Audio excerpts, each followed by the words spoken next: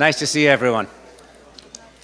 I'm Andy Shapiro. I'm the chair of the board of the Vaclav Havel Center.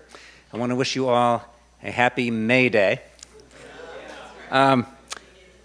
So when we first planned this event many months ago to have Anne Applebaum and John Shattuck present with us, we thought she'd be talking about the situation elsewhere in the world. And I confess that I had been definitely on one side of the bell curve in the don't be alarmist camp, even as recently as November and December. It's not going to get as bad as people think. Everybody calm down. So many things have occurred that were not on my bingo card back before the inauguration. Not on my bingo card was shipping people down to a foreign gulag without hearings based on tattoos, arresting judges in courthouses, targeting the media, universities, law firms, and having all those institutional players display what Tim Snyder called anticipatory obedience. None of that was expected by me, at least, and none of it is business as usual. Speaking of business, also not on my radar at the time was having a chief executive who also is running a crypto exchange, has a meme coin, a media stock of sorts, through which foreign governments or anyone who wants a favor can put money into his pocket. But there have been people who are less optimistic than I am who had been warning about this for a while. And I think of some of these voices. I think of Gary Kasparov's book, Winter is Coming, Madeleine Albright, Fascism, A Warning, Levitsky and Ziblatt, How Democracies Die. I mentioned Tim Snyder earlier, The Road to Unfreedom. In that group of prophetic voices, and here I mean prophetic in the original sense of people warning of disaster, I think, I would place Anne Applebaum, whom I've had the pleasure of knowing actually since we were both in college, when she was the managing editor at Yale of something called the New Journal, which is a terrific publication, or was a terrific publication. And even then, it was plain that she had a sophisticated and mature and realistic view of the world that many of us did not have. Her article in The Atlantic, "The Bad Guys Are Winning," was a prophetic statement that has been turned into her most recent book. And it can be easy to despair in times like this.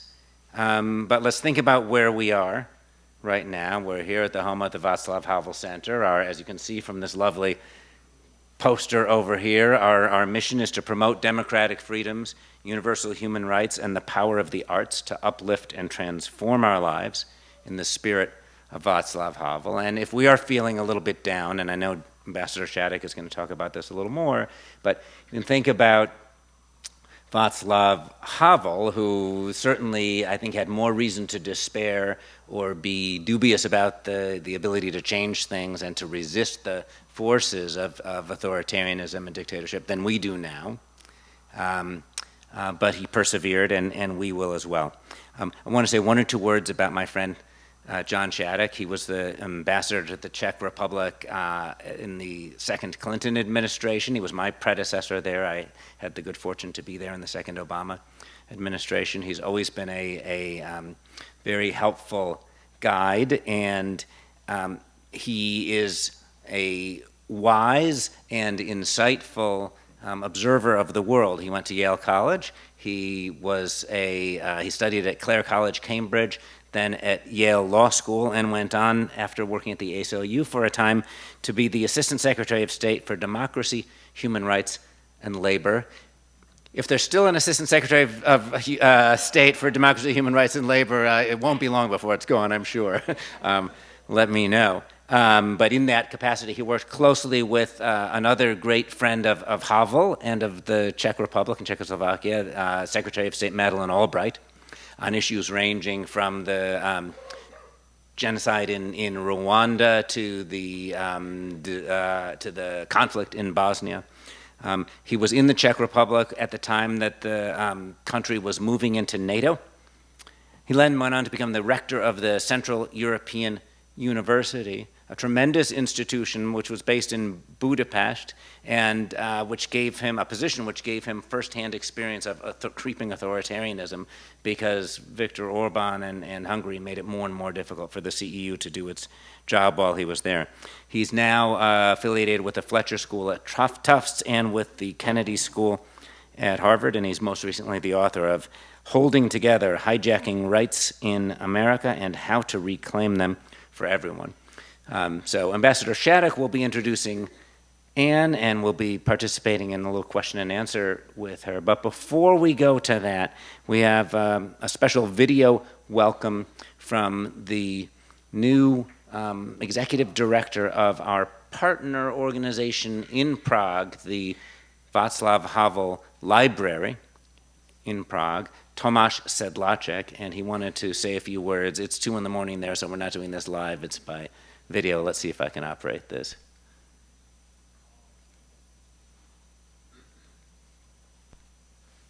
One, two, there we go. And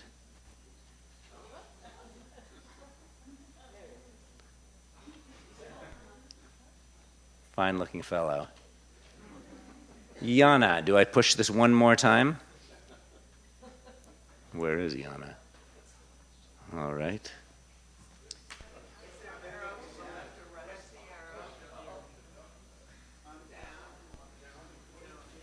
It is my great pleasure to extend warm greetings from springy Prague to New York, 2 free cities, and it is doubly my pleasure as the new director of Václav Havel Library to extend congratulations to Anne for such a timely book. I don't know how you did it, but there could not have been a more timely topic to be studying right now. Why am I saying this? Because we have seen similar developments in this beautiful country, which was once under a heavy totalitarian regime for 40 years. And we've seen our neighbors going through similar processes in East and in South. And it seems to me that something remotely similar is perhaps taking place in the most free country of the world, which is the United States of America. So I would like to perhaps wish you, in the legacy of Václav Havel, that you will be able to stand strong as leaders of the free world and be sure to make a lot of room for public, democratic, open, critical debate. This is something that we have been deprived of, and as Anne Applebaum writes very nicely in her book, quoting Václav Havel, it begins always very silently, and the first step that happens is hard to notice, but it is the elites of every thinkable area, not just intellectuals, but also carpenters and car repairers. Every area has an elite, and these elites are smeared first. So I would just like to wish you a lot of strength. I wish you that the American civic society, which defends liberalism and freedom, will be summoned. We have ours always sort of on standby because of our historic reasons. Our country has fallen to this at least twice in our recent history. And we are ready, sort of seeing the smallest whims of autocracy appearing. You in the United States, on the contrary, luckily have never been perhaps exposed to this. And perhaps now is the time to gather something that we have had here on standby in the last decades. So my question is, are you worried that something that you are describing in your book is actually happening in front of our very eyes?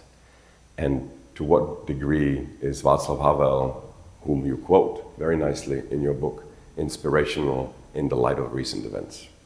It is again my great pleasure to be present, at least in this form, and I hope that in the future we'll have many similar debates, being able to protect freedoms of courts, freedoms of expression, freedoms of opinion, and most importantly, make sure that the continent of Europe and the continent of Northern America does not bifurcate. We thinkers who have long-term prosperity of our continents on our hearts should make sure that politics does not disturb this in the short term. All the best and best of luck.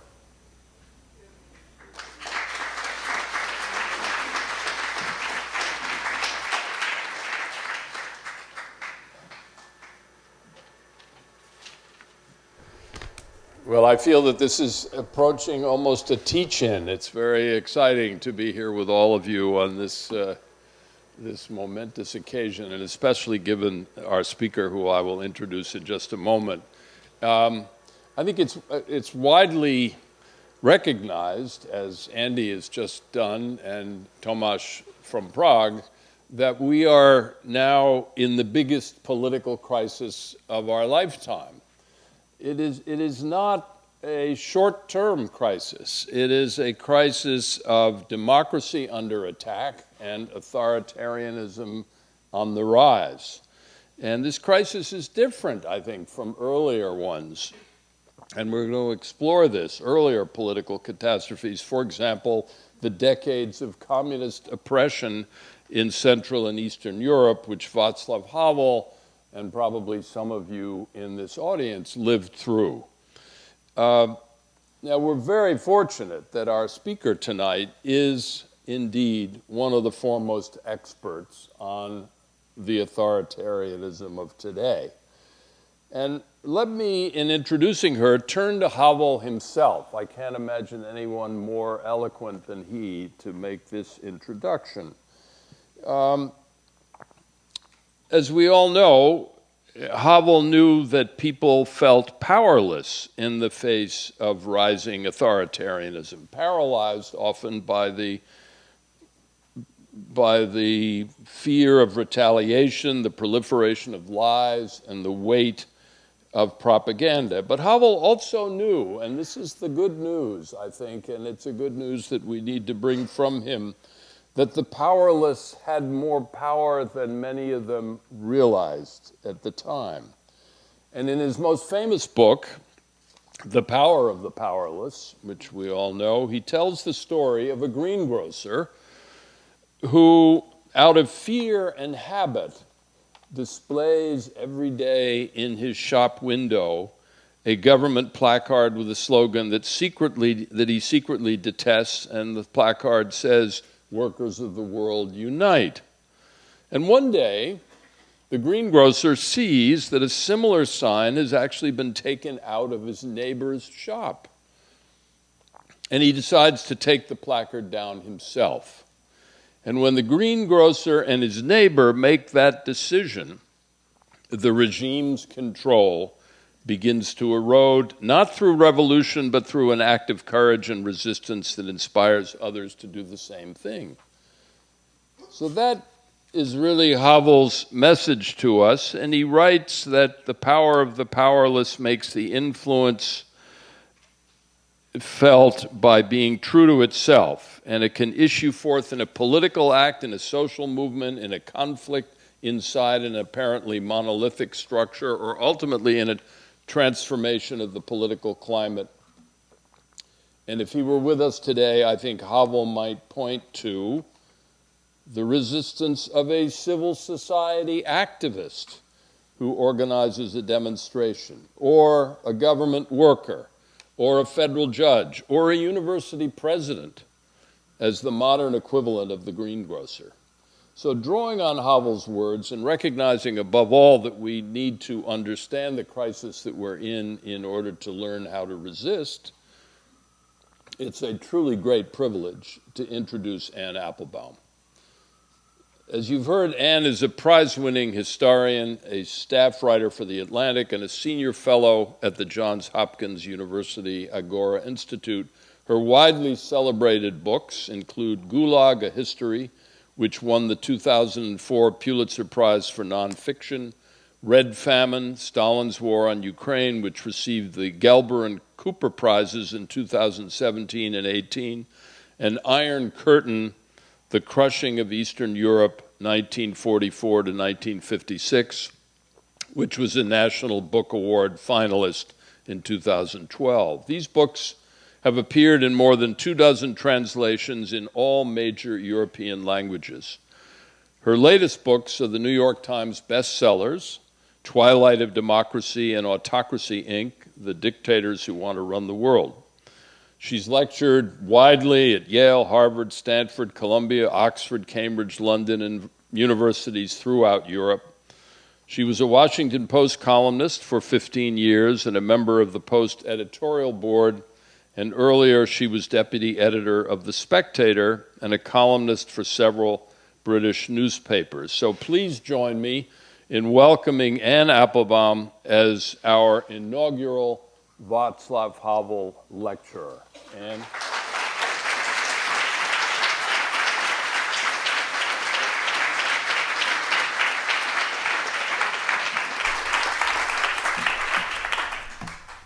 Thank you so much. It's a pleasure to be here. I won't begin with the parable of the greengrocer, but I'll end with it. So we'll return to Havel at the end. I thought I would take a little bit of time this evening to discuss what we mean by autocracy, because what Havel lived through in the world that he was describing and writing about in the 1970s and the 1980s is a little bit different from the world that we're living in now. And I thought I would begin with that, and then maybe we'll move to the present. You know, all of us have in our minds a cartoon image of what an autocratic state looks like. We think there's a bad man at the top, and he controls the police, and the police, maybe they threaten people with violence, and there are evil collaborators and maybe some brave dissidents. But in the 21st century, that cartoon bears very little resemblance to reality, because nowadays autocracies are not run by one bad guy, but by quite sophisticated networks composed of kleptocratic financial structures, security services, military, police, paramilitary groups, surveillance technology, and professional propagandists. And the members of these networks are connected not only within a given country, but among many countries. So the corrupt state-controlled companies in one dictatorship do business with the corrupt state-controlled companies in another dictatorship, and the police in one country can arm and equip and train the police in another, and the propagandists can share resources. You know, the troll farms that promote one dictator's propaganda can be used, you know, we've even seen it happen, can be turned very abruptly to support another. And they use the same themes. You know, they pound home the same messages about the weakness or the degeneracy of democracy and the superiority of their own states.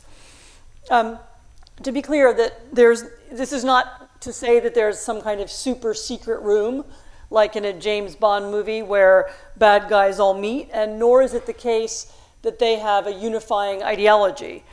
So among modern autocrats, there are people who call themselves communists, there are people who call themselves nationalists, there are theocrats, Putinism and Chavismo and North Korean Juche and the Islamic Republic and Chinese communism. They all have very different historical roots and different aesthetics.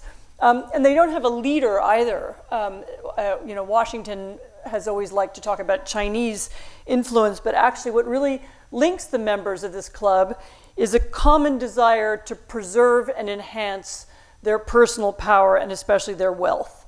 And towards that end, they share a common loathing of independent courts and media, of all checks and balances, of a legitimate opposition. They hate transparency, they hate accountability, and they prefer secrecy and obfuscation. So they have something in common with the old Soviet bloc, but there are some new elements as well. The Soviet dictatorship and the communist dictators of Central Europe were not billionaires. Putin is a billionaire, Xi is a billionaire. Most of the other leaders of most other autocracies are billionaires. Their interest in money is now a very important part of who they are. and their interest in maintaining secrecy and opacity around that money is also part of what they need to do to stay in power.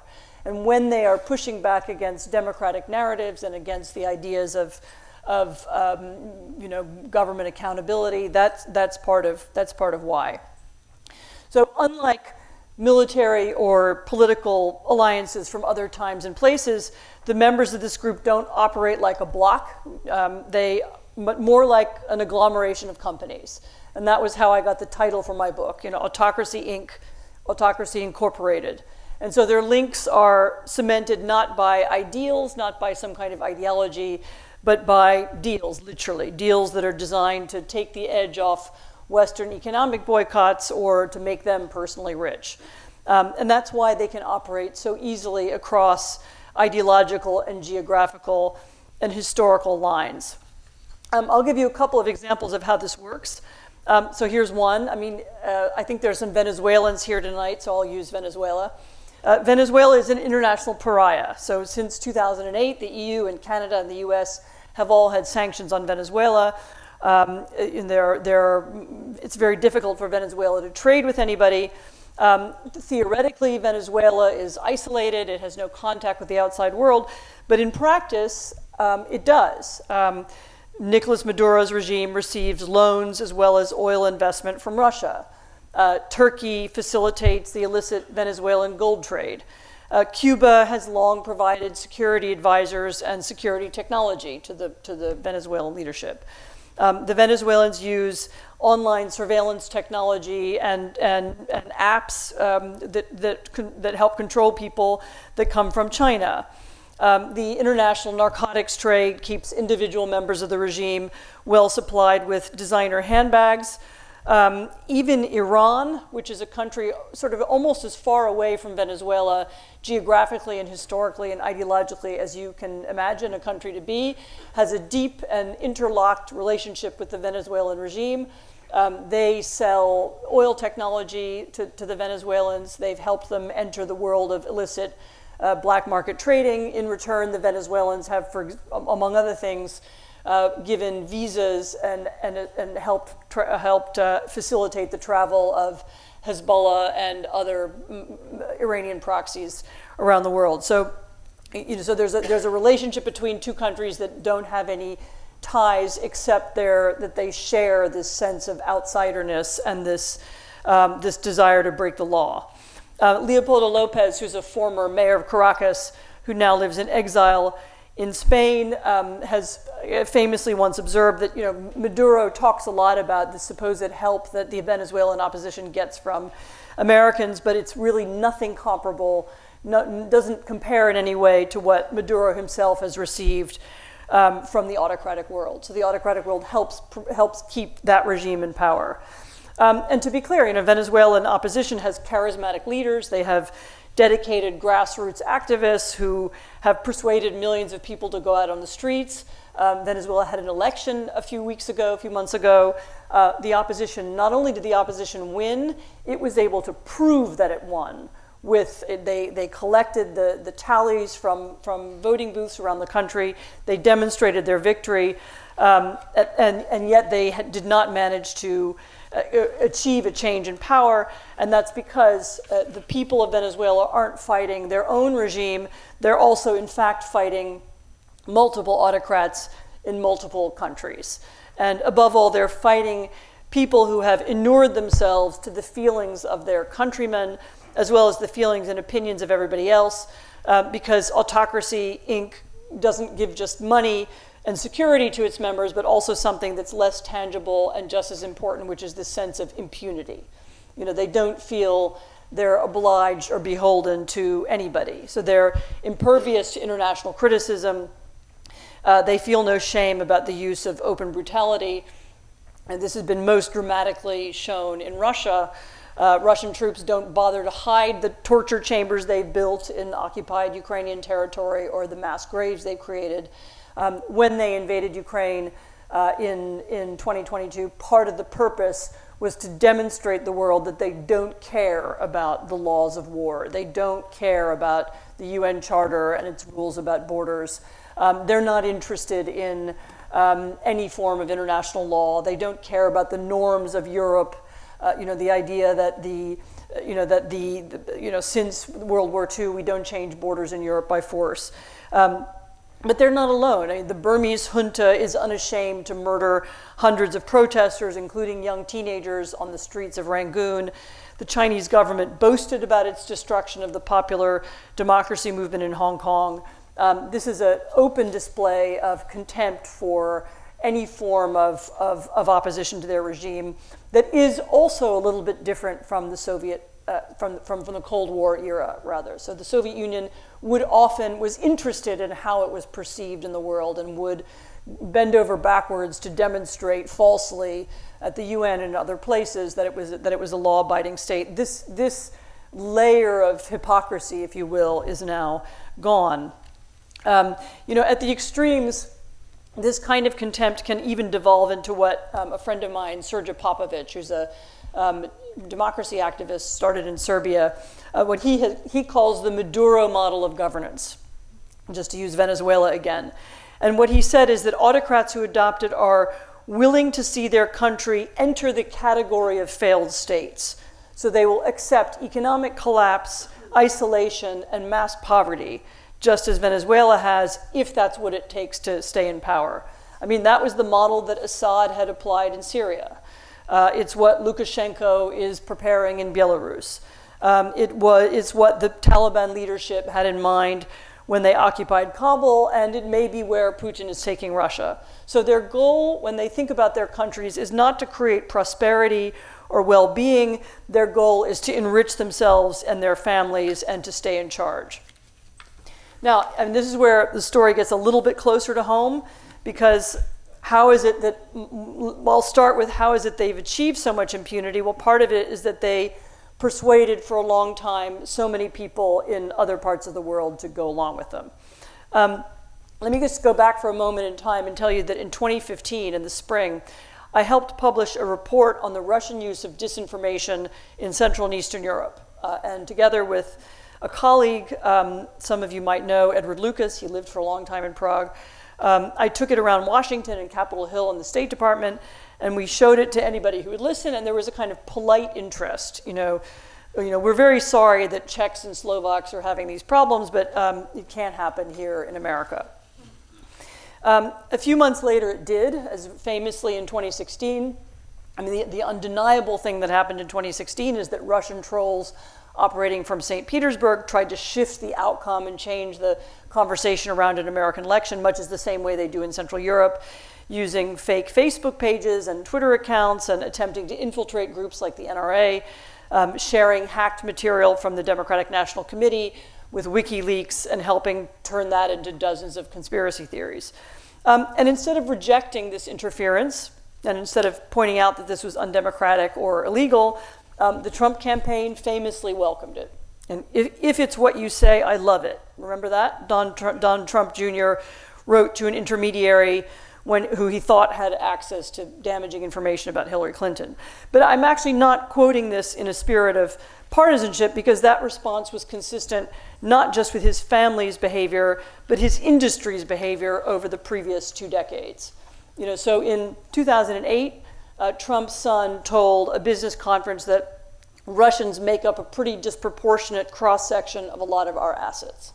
And that statement could have been made at any time by dozens of other real estate investors in New York or in London or in Vancouver, where anonymous owners of shell companies were allowed to buy apartments that could be used like Swiss bank accounts as places to hide money. And probably not that far from here, there are buildings in Manhattan where people buy apartments through shell companies that they don't live in, and the purpose of that is simply to hide money.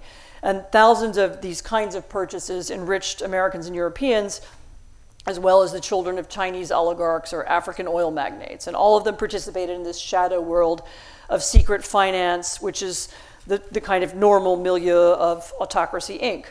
And you didn't have to be involved in real estate to be part of that world. So in truth, the list of major American and European corporations that have really quite tangled webs of connections, personal and financial and business links to China or Russia and other autocracies is very long. We all know that Russian money was able in the past to buy the services of a former German chancellor or a dinner with the British Prime Minister. We know that American or British or Dutch, accountants and lawyers have helped foreign autocrats, as well as domestic business tycoons, steal and hide and launder their money inside the international financial system as well. A few years ago, one of the great consortia of investigative journalists published excerpts from what were called the Pandora Papers. And this was a big cache of documents that detailed the operations of tax havens and people who keep money in them. And for me, one of the most remarkable things was how much they showed clandestine financial traffic going through Delaware and Nevada and South Dakota and Wyoming. I mean, this wasn't the Cayman Islands, it wasn't somewhere far away, somewhere with palm trees. These were nice, sort of normal American states full of nice, normal Americans, all of whom were helping nameless investors hide their money from tax authorities or maybe worse. And once you understand the scope and range of this world of secret financial operations, it becomes easier to understand why the old tools that we once used to push back against autocratic political systems have become weaker. Sanctions, for example. It's true that the application of sanctions on Russians has made it harder for some of them to ski in Zermatt, but it didn't stop Putin from killing Alexei Navalny, and it didn't stop him from invading Ukraine. Decades of US sanctions haven't changed the behavior of the Iranian regime or the Venezuelan regime, despite their indisputable economic impact. In part, this is because the autocracies help one another get around them, as I described. Iranians selling drones to Moscow, Chinese helping the Russians with components. All of those things have helped the Russian war continue. But it's also because these sanction rules have loopholes that can be got around with fake passports or the transfer of money to children or cousins. And invariably, it's been possible to find accountants and lawyers and traders from the democratic world who are willing to help them get away with it. And so they have gotten away with it in part because we helped them get away with it.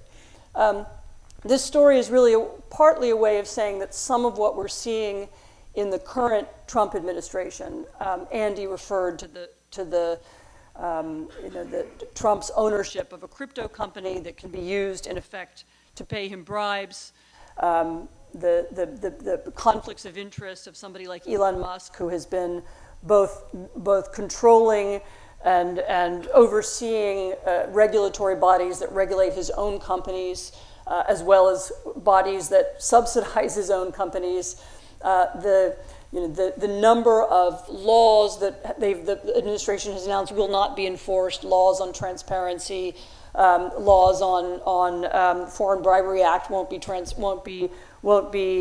enforced anymore. All these things have a prehistory. It's not like the Trump administration emerged from nowhere in one day and began doing all this stuff that we were unaware of. There was a long backstory. There was a long moment of American and European and others working together with the autocratic world, building this world of secret finance, collaborating with one another in many different ways. And what we're now watching is simply the next chapter in that older story. In an earlier version of this speech that I might have given 6 months ago, I would now speak about how to fight this new network, and I would talk about America's role in that fight.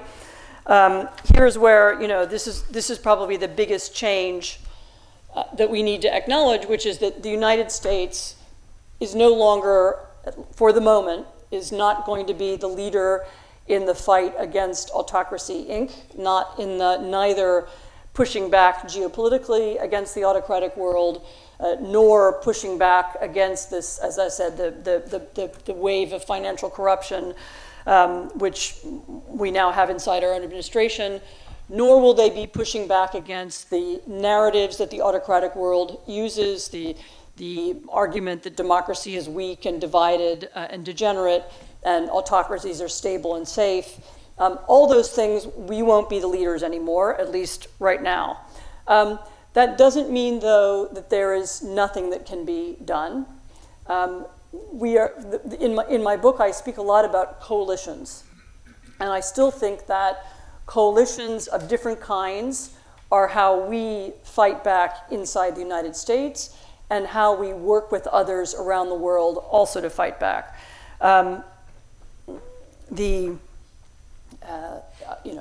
Think about the kleptocratic world and how one begins to push back against it. I mean, you would need a group of Western European states, perhaps with Canada, perhaps working with the Russian opposition who understand kleptocracy better than anyone else, perhaps working with Americans who understand and care about how the system works and how it could be changed. You could imagine a group like that. To push back in favor of, to help universities, for example, maintain their independence at a time when there's pressure. It's going to be much easier for them to work as a consortia, for there to be 30 or 40 or 50 or 80 universities working to maintain their independence, working to build their build their arguments about scientific research funding or about their own rights to free speech. Working together across political lines also is something that I hope Americans will be able to do. I live, as some of you know, I lived part of the time in Poland. Poland is a country that went quite far down the road towards autocratic populism between 2015 and 2023. Many of the same things that we've seen here, that we've seen in other countries. How did it eventually end? Partly it was because of a center-left, center-right liberal coalition that was able to work together, that was able to win an election, and was able to achieve a transfer of power. That was, of course, there were still free elections there, and I believe there will still be free elections here. But thinking broadly about how to work together across political lines, across geographical lines, in order to have an answer to Autocracy, Inc., we need to think a little bit the way they do. So they don't care about ideology. They don't, religious leaders in Iran work very happily with atheists in Venezuela. And I think the democratic world also needs to begin thinking less about ideology and more pragmatically, what are we able to do together and how do we resist? Let me just say a final word about the greengrocer, the famous Vaclav Havel parable. What was the original greengrocer doing? This is the story about the man who unthinkingly puts a sign in his window that he doesn't believe in. And the sign says, workers of the world unite. And by putting that up, he was demonstrating his participation in a system that he doesn't care about. And what was Havel's solution to the greengrocer who behaved like that? The answer he had was what he called living in truth. Don't lie. Don't go along with things that you know are not true. Don't even put up the sign. So don't even make the facade. If it's not true, say so. If you don't believe it, don't do it. If you can find a way to work with other people to achieve change, do that. You don't have to concede to anything. That was Havel's message. That's how he lived his life. And I see that we have a long way to go before we're communist Czechoslovakia. So I hope everybody in this room rereads Power of the Powerless and feels inspired by it, as I always have been too. So thank you very much.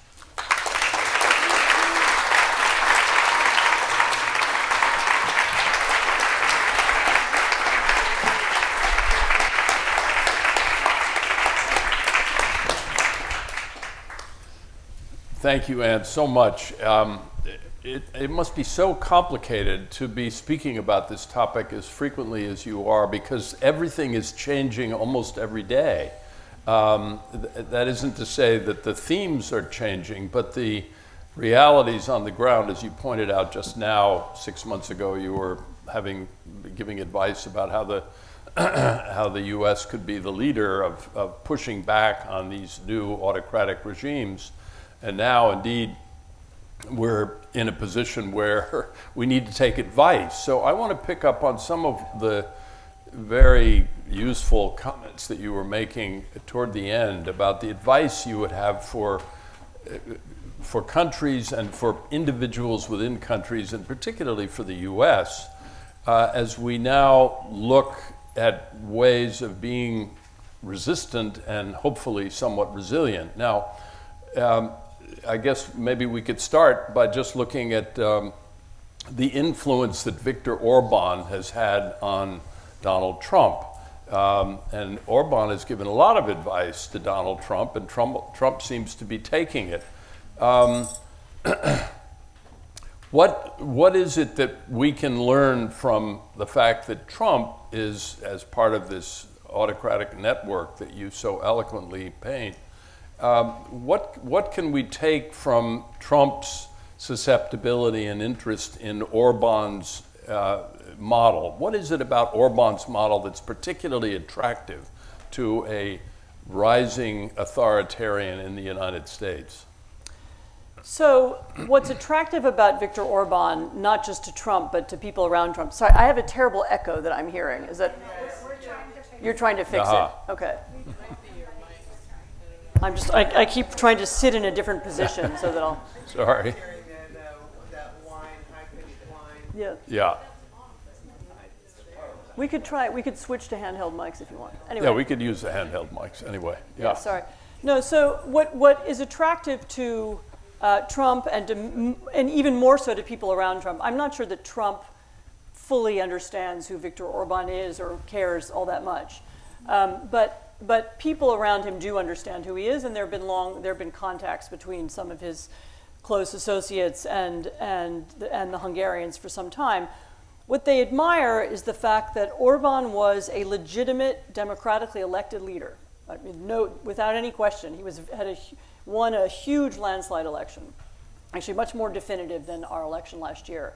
But then once in power, he used his position as a democratically elected leader to begin to take over the state, so to capture the state.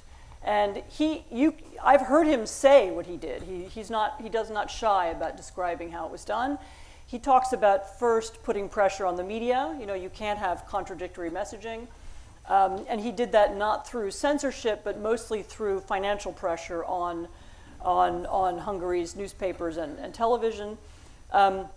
He put pressure on courts. He changed the way the legal system worked. He eliminated the idea of any independent prosecutor, what we would call the Department of Justice. He put pressure on the legal system. He took over the civil service and state institutions and made them, rather than having them be populated by meritocrats or by people who are loyal to the Constitution and the country, he wanted it to be populated by people who are loyal to him or to his political party. In his case, the party matters a great deal. I think less so than is the case here. And along the way, he also transformed Hungary economically. But I'll stop with the politics because, of course, it's this political transformation that is what the people around Trump admire. That he was, again, a Democrat who changed the rules and massaged the system in order to keep himself in power indefinitely. So he controlled the media, he controlled the messaging, he controlled the court system. Eventually, he controlled the economy. In his case, he was able to repeatedly change the Constitution to give himself all kinds of electoral advantages, and that kept him in power. So he never had to give up power, at least until now. What they don't like to talk about is what happened next in the Hungarian economy. And so, although Hungary was in 1990 probably the most attractive country to invest in Western Europe, in Central Europe, it was. For complicated reasons, it had already begun privatization. It was already a very attractive place to be. They'd changed some of the company law, and they had a big wave of foreign investment there in the 90s. Later, when Hungary joined the European Union, there was a second wave, as well as with some EU money. But along the way, Orban definitively injected kleptocracy and corruption into his economy that he began slowly to undermine it and bring it down. He created a group of companies who more or less exist thanks to the largesse of the state. So they win procurement contracts or they have special relationships. The Hungarians have a name for them. It's a Hungarian acronym called the NER companies. Never mind, NER Knights. Stands for very complicated, long an Hungarian words. Unpronounceable Hungarian word. And these companies have a kind of special status in the economy and special privileges, and partly thanks to them and partly thanks to the lack of productivity elsewhere, Hungary has sunk further and further down various rankings. So much so that depending on how you count or which precise measure you use, it's either the poorest country in the European Union, or maybe the second poorest, or sometimes the third poorest. But this is pretty remarkable. It's a remarkable testament to what damage autocratic rule can do to a democracy, and how profoundly you can undermine it. I mean, Hungary has a big problem, especially with educated people leaving the country. They have a big problem with doctors leaving the country. The healthcare system is in very poor condition. The educational system is in poor condition.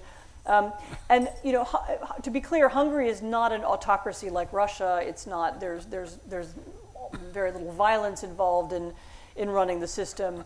But it shares some of the characteristics of Autocracy, Inc. that I described a few minutes ago.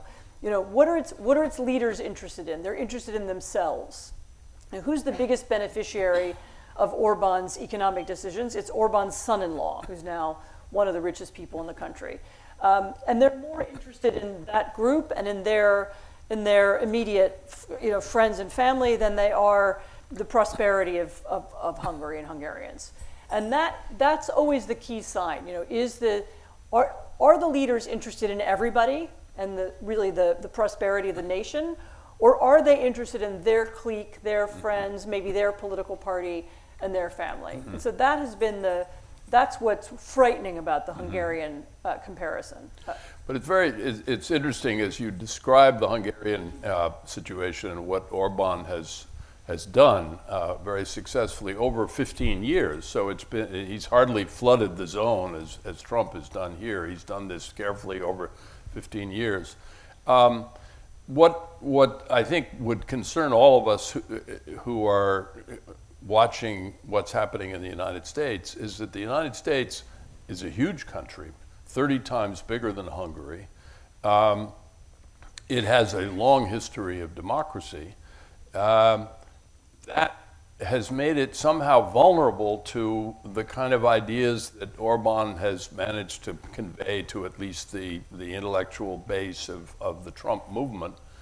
And I'm not quite sure why. And it would be a remarkable development because I don't get the impression that there are any countries that you've named among the many that you're surveying that have been captured by autocracy that have been for as long democracies as the U.S. has, or as large. So this would be a huge prize. How does this work? No, so first of all, it's a couple of things. It's true that what's happened here in the last 3 months has been pretty unprecedented in that the speed with which they have moved is not like anything I can remember in other. If you look at Turkey, or you look at Hungary, or look at India, for example, or you look at other countries where you've had more autocratic forms of government take over democracies or populist leaders, so-called populist autocrats. One of the things that's very different in the U.S. was the way in which Elon Musk and his team of engineers made changes not through Congress or not through legislation, as Orban did, for example, but by literally going into the Treasury Department, taking over the computer system, and cutting off payments. And I'm not aware of that being done anywhere else. And so there's even a question. I mean, some of the cuts that were made, for example, to the National Endowment for Democracy, or to Radio for Europe, which is an important, based in Prague and an important media, especially in Eastern Europe. It's not even clear that Trump himself is responsible for those cuts or knows or cares about them. So it's actually it's a group of people underneath him, either Musk himself or people linked to Musk, who've decided to make these cuts and these changes. It's also clear that the attempt to take over the state is right now very focused on the civil service. So Doge is creating very little efficiency and very few savings, if any savings, actually, because the cost of what they're doing, the cost of the long-term cost of breaking up USAID in the manner that they did will be very expensive in paid off contracts and lost funds and all kinds of other things. But it is very effective at undermining the civil service, making people afraid to go to work, making people want to quit. And I live in Washington part of the time, and I know many people who are, even if they're still working for the federal government, they're now hoping to leave. And so the idea is to replace the civil service with something else. So all of that's true. At the same time, the United States is a very large country. We have a federal system.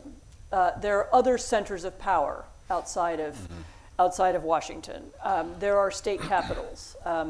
There is a judicial system that has very deep roots and a great deal of respect and a great deal of influence. And you're beginning to see already both at the state level and at the judicial level, you're beginning to see people and judges and others blocking some of these these very often illegal changes. I mean, the Supreme Court is an interesting case. I live part of the time in Poland, and we experienced an assault on the Polish Constitutional Tribunal, which is the rough equivalent of the Supreme Court. But the Constitutional Tribunal, first of all, it was possible to pack it, which is, I don't think it's going to be possible in our case. I mean, I don't see Trump firing all 9 judges and replacing them. That still seems hard for me to imagine. And the court has a status. I mean, the Constitutional Tribunal in Poland wasn't a beloved institution that had a deep roots in Polish history and that everybody knew the names of all the judges and could cite court cases from over 200 years of history, like people can. If you've studied American history, you know about Brown v. Board of Education or Marbury versus Madison, or a series of other important cases. So there are elements of our system that I can see are going to begin to block or even reverse changes. I mean, and of course Trump's impulse to do everything through executive orders and to do everything through avoiding Congress, and to and therefore to run American economic policy on a kind of whimsical basis. What he feels like when he gets up in the morning. Do you feel like having high tariffs or low tariffs? To use bizarre formulas to decide which tariffs we have.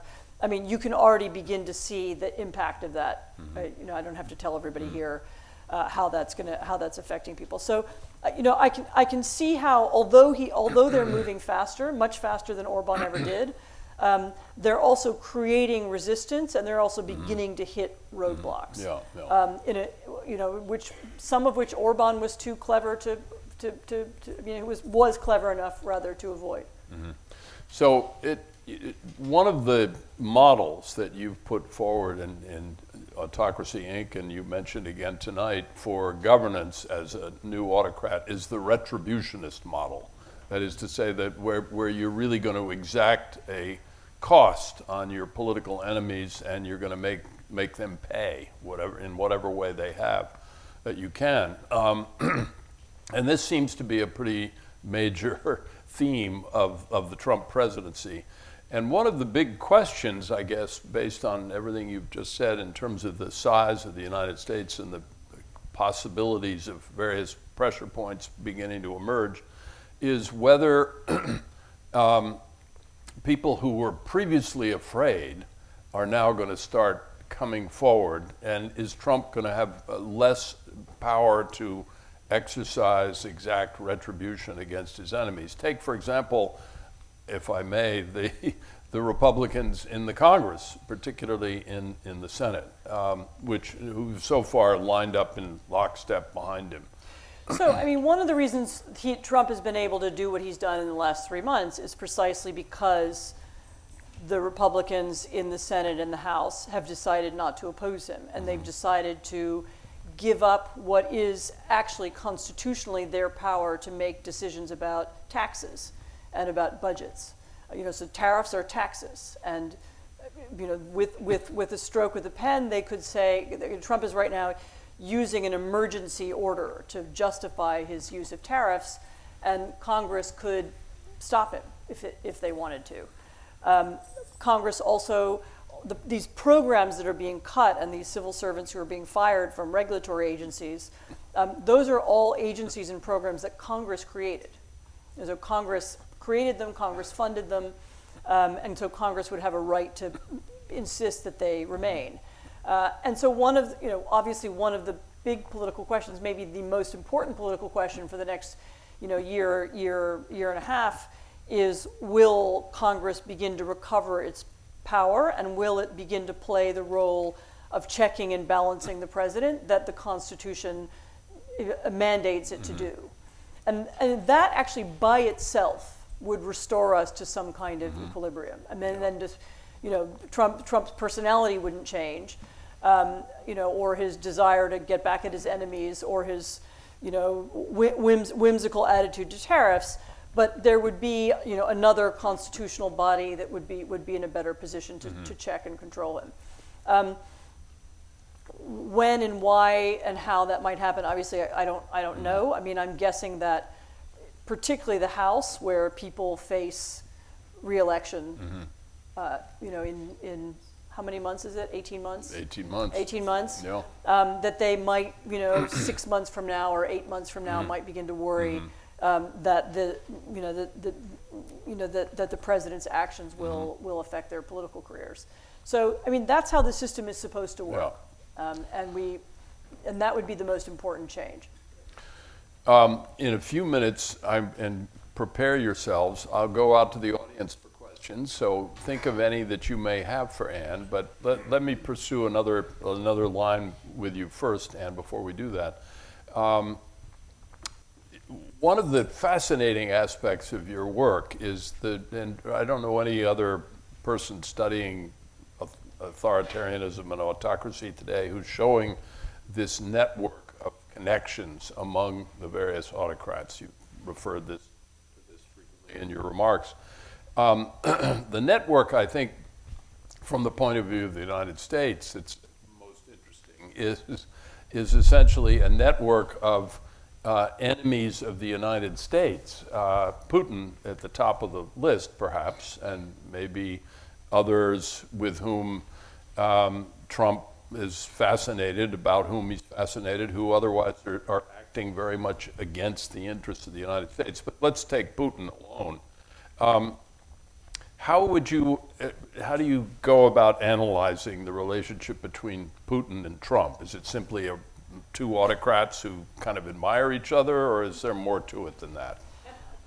So this reminds me of, there was a wonderful moment when Pope John Paul II died, and Larry King was on television, and he had two priests at his table, and he said to them, "Do you think he's with Jesus? You have 30 seconds." So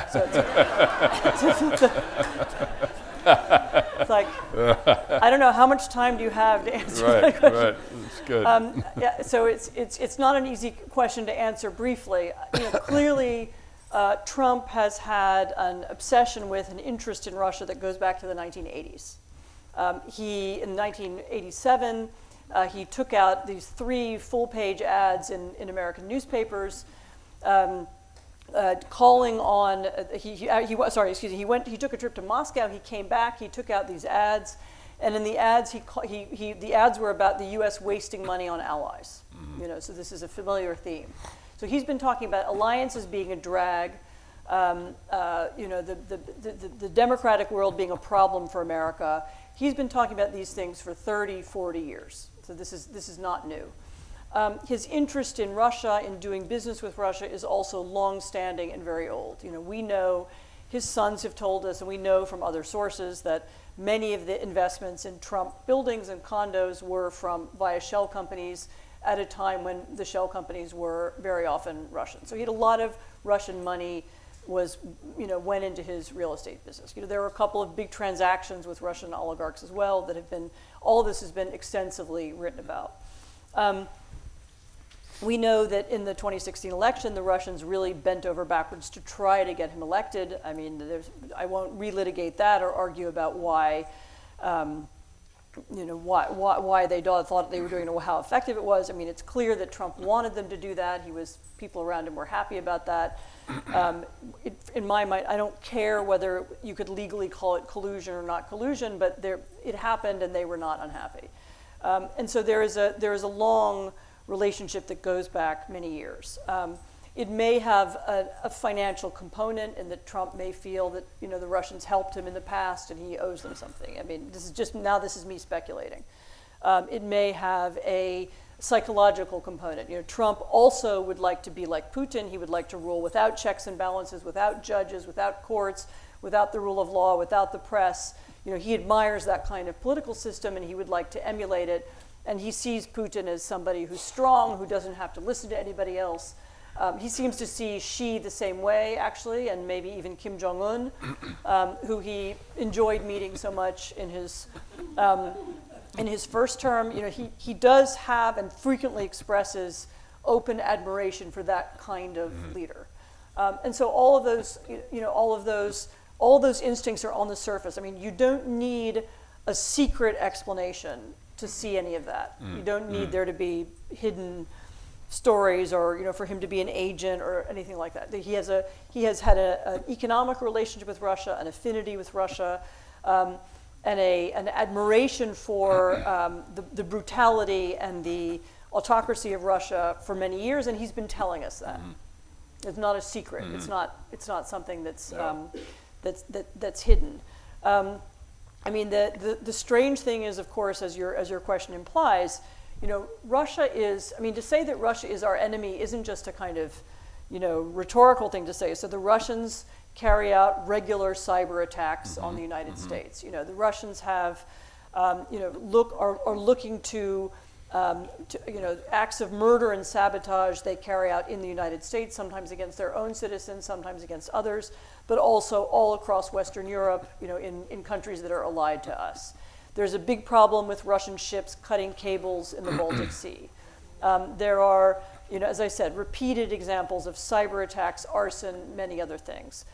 The Russian attack on Ukraine, both, the original one in 2014 and now the full-scale war of 2022, is a direct threat with countries who are closely allied to us, who are our close economic partners, who we've been working with for many years.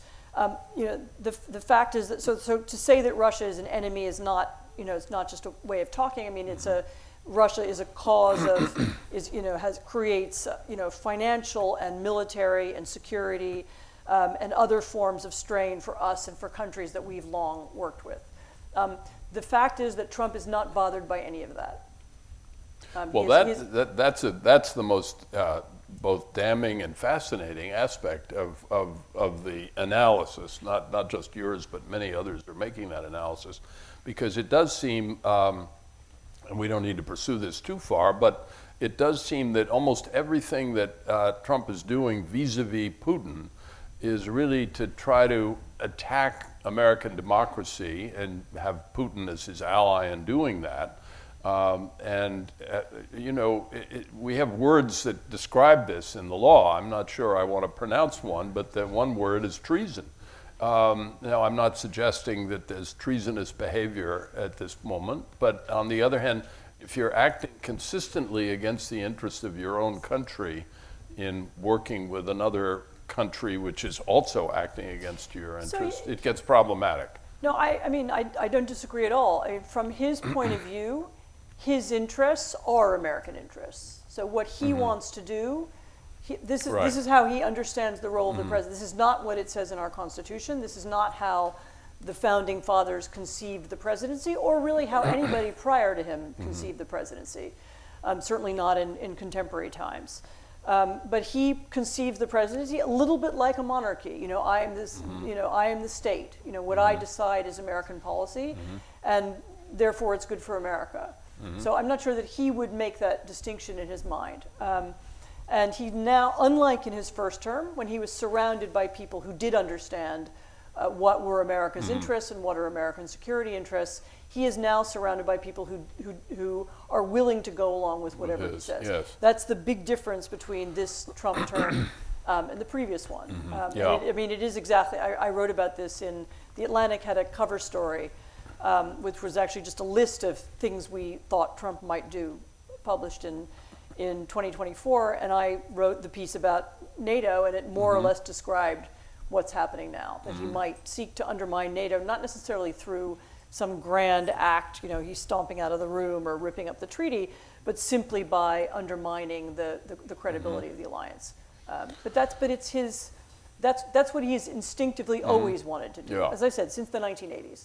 Well, of course, taking a very large perspective, the world is fundamentally changing. It was changing even before Trump. The old, sort of post-Cold War international order was crumbling, et cetera. So all of this, Trump getting factored into that means to some extent that he's an amanuensis for that, I suppose. I'm sorry, I'm monopolizing you here. I'm going to ask anybody in the audience who has a question. I'm sure we have several. So we don't have much time. What do we have? Where's Yana?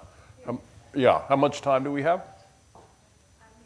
Maybe 3 questions. 3 questions, yes. Okay. Let's go right here first. Sorry. Sir, right in front of me. Yeah, in the second row. Hi. Great talk, by the way. So you've pointed out that the reason Trump has been able to accomplish what he has in the last 3 months is because he has a compliant Congress. And the reason they're compliant, I think everybody knows, is because of fear. And we've talked a lot about political fear, primaries, but there's also the prospect of violence. Yes. And we haven't really seen that yet.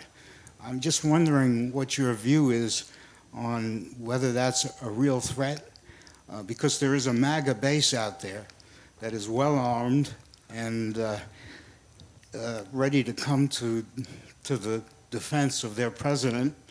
And I wonder what your view of that is. So we know that Republican senators, for example, are afraid of personal violence because some of them have said so. Lisa Murkowski said so a few days ago. There's also a scene in, a colleague of mine, Mackay Coppins, wrote a biography of Mitt Romney, which I recommend. And there's a scene in there towards the end where Romney describes a conversation he had with a Senate colleague right after the impeachment vote. And the colleague said, well, it's all very well for you. He was trying to convince him to vote for impeachment, and the colleague said, it's very well for you to vote for impeachment because, you're wealthy and you can pay for private security. But if I go home to my state, I don't have that.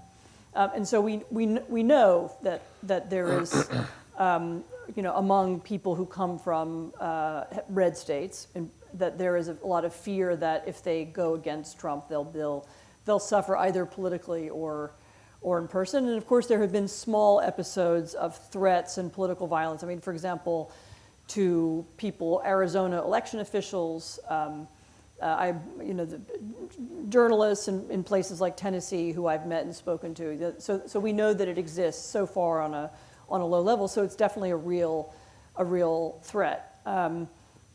It's not completely unique in American history to have violence in politics. I mean, there was violence kept black people from voting in the South for many, many decades. If you look back at the history of the 19th century, there's a lot of political violence. So it's not that it's never happened. 1960s actually is a bit more recent. This feels a little bit different because it's so focused on making one political party behave in a particular way. And again, the only solution to it has to be a a group solution. I mean, there will only be a change when, either all of them or some significant group of Republicans in the Senate decide to work together and decide to find a way to change things. I mean, as I said, it's the same solution for universities. It's the same solution for businesses and for many others.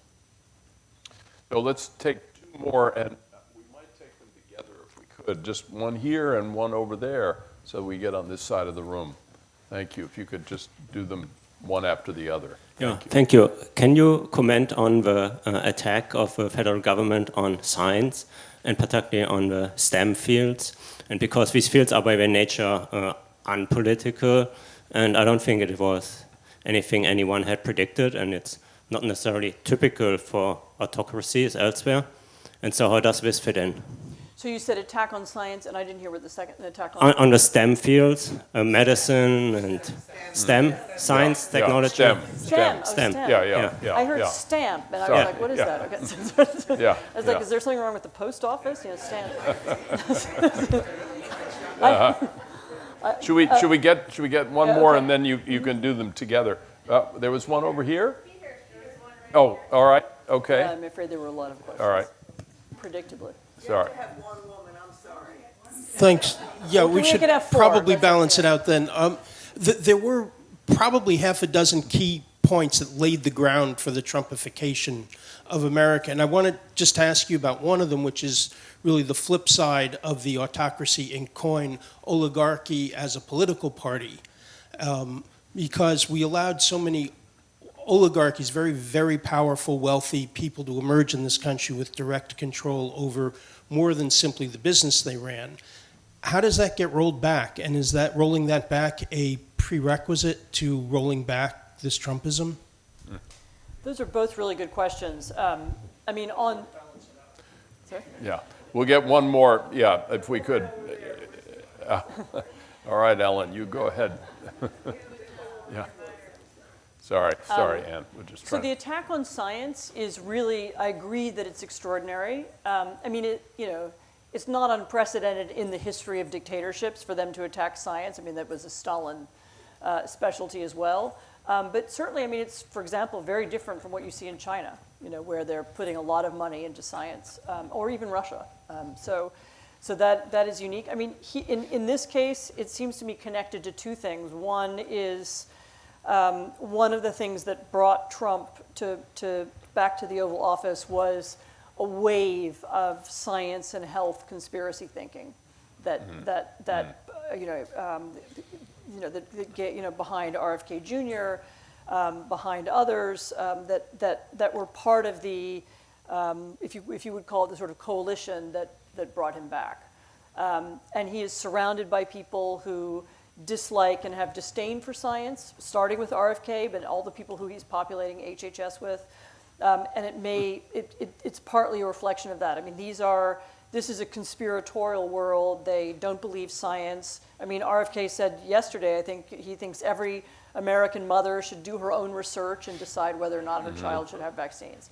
And so that's part of the explanation. I mean, another part of it is also, I think, they seem very determined to remove the power and prestige of American universities.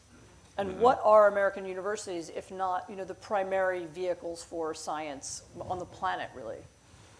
If you look at an American, and the main tool they have to control American universities is the really big money for universities that comes from the federal government is all about science.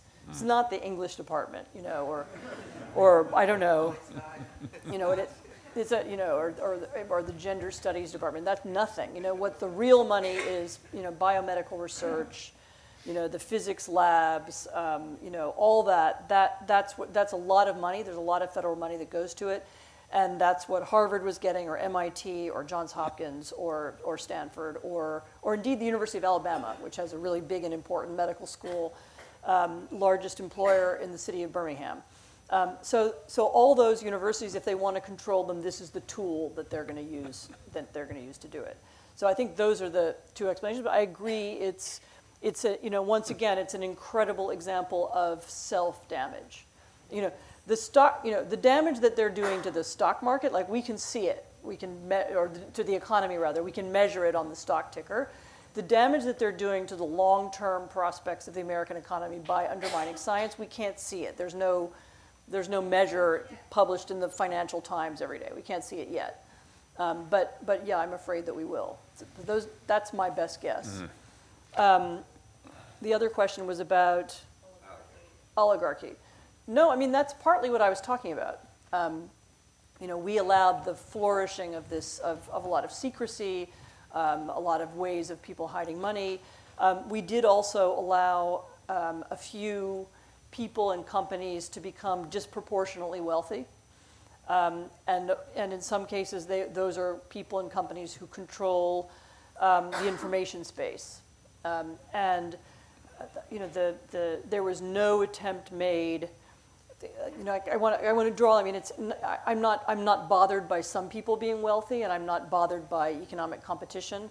But the extreme that developed, I mean, in almost any society in human history, where you see that kind of gap between what ordinary people can earn and what a few very wealthy can earn, that it has to have a bad effect on. It's not necessarily a bad effect on the economy, but on the way the society functions, because there's so much power in the hands of very few people. But in addition to that, the real refusal, and this is not just American, but it's in European as well, the refusal to really contemplate any kind of sensible regulation of the online world, by which I do not mean censorship. I mean allowing people control of their data, having insight and transparency around algorithms, asking whether we need these algorithms. I mean, there are many creative ways to think about how we could communicate better, how the internet could be a better, could contribute to democracy instead of undermining it, which many people believed that it would, not even that long ago, 10 years ago or 15 years ago. And the fact that we haven't been able to do it, and that neither the Democrats nor the Republicans were able to do it, is partly because of the outsized influence of this very few people and companies. And so yeah, I think you're right that that precedes Trumpism, and it's part of the explanation for it. Well, Anne, thank you so we said much. One more question. All right, I'm told there's another. Well, there's one in the back and one over here. No, there was one woman who has a microphone. All right. Well, and Yana is. No, just Yana one more. has. No, she's got it. Oh, she's got it. Okay. All right. Please. I can't see you, so please. When will the Republicans accept the role of the Russians? How can they? Russia has been our enemy forever, and all of a sudden, it's all right with them for Trump to have this kind of relationship with Putin. So what do we? That's the broader question about the Republican Party. I mean, there are plenty of Republicans who understand the role of the Russians. I mean, starting with Mitch McConnell. I mean, and Lindsey Graham. I mean, so there, and who have said so, and Marco Rubio, who have said so, on the record many times. It will just be, we're waiting for the moment when they, are able to have the courage to work together to change American foreign policy to something that's good for Americans and not just good for Trump and his family. So it's a question of when it's not that they don't know. It's just a question of when they have the courage to do something. Well, all these issues relate. Thank you so much, and very much.